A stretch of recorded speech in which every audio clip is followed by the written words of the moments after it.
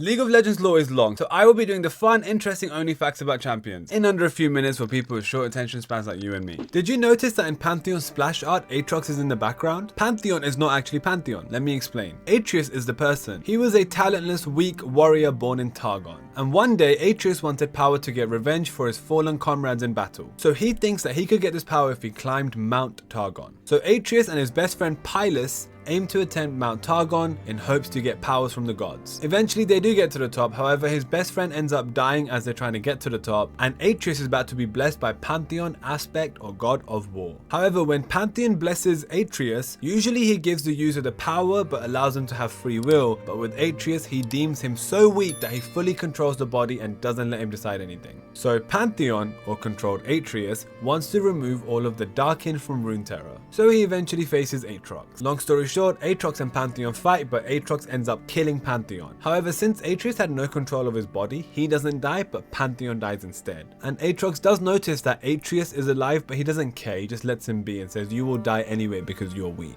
So Atreus, bloody and defeated, goes to a nearby village where he rests and recovers. He goes to a place called Rakor and finds someone called Lula, the widowed wife of his best friend Pylus. Skip a bit of time, Aatrox invades the village that Atreus is in, and Aatrox deems Atreus as so weak and useless that he doesn't really care. However, as they are fighting, Atreus's will is so powerful that he ends up cutting Aatrox's sword arm, which in turn detaches the Darkin from its host. So Pantheon loses, but Atreus doesn't, and Atreus vows to protect mortals for the rest of his life, and he renames himself as Pantheon. Oh, and Pantheon's constellation comes back up into the sky. And a bit of side knowledge, Darkin are these evil spirits that are trapped in swords, and for Aatrox, the Darkin is within his sword. That's why cutting the arm off removed the Darkin. So this is why Aatrox is in Pantheon's splash art background. Let's say another story. This story is called The Resurrection of Pantheon. And in this story, Pantheon fights Viego. And a bit of background knowledge, Viego is this ruined king, super strong and stuff. He's obsessed with his wife, wants to bring her back to life. He's a villain. Viego and Atreus meet at Mount Targon. They fight, but Atreus loses to Viego. Viego then controls Atreus and brings the old Pantheon back to life and makes Pantheon his personal fighter. Controlled Pantheon fights Diana and loses to Diana. Then the Sentinels, this group dedicated to beating Viego,